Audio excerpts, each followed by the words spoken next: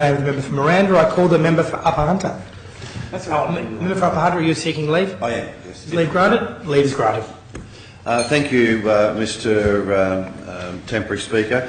It is with pleasure that I make a contribution, a small contribution to this matter of public importance brought to the House by the member for Miranda on White Ribbon Day. Domestic violence is in itself, we all know, unacceptable and abhorrent, yet it continues. And I have, in my role, since I've become the member for Upper Hunter, I have had contact with victims of domestic violence. And in my electorate, we have a significant area of significant problem of domestic violence. In fact, we held a domestic violence forum with the Minister Prue Carr back in June, which was very, very well attended. Sorry? Sorry, Minister Prue Gowers. I'm sure she'll be happy. I'm sure she'll be happy. I want to stay on the answer. Order, correct that, please. Anyway,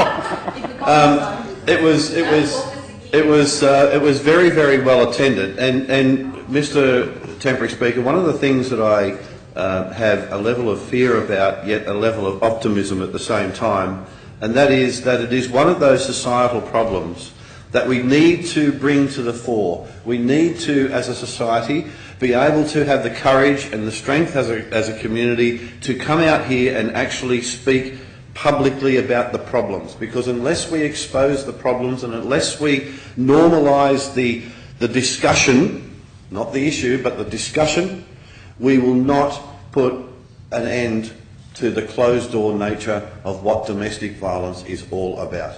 I see it too often. I have experienced as a member and also experienced on a personal level where someone close to me has been a significant victim of domestic violence.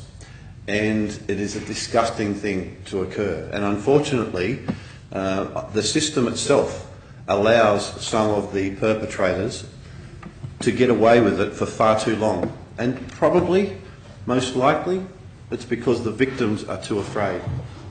And we need to be able to talk about this and give the victims of domestic violence the courage to be able to stand up, say enough's enough, and not necessarily have to be the ones to leave their homes and not be a continued victim of domestic violence and the associated effects of it. We need to get rid of the perpetrators as much as we possibly can. And I know we've increased and improved the legislation around that, but we as a society, we as a culture, we as a community need to have the courage to stand up and talk about this on an ongoing basis. I'd like to thank the member for the Upper Hunter. I call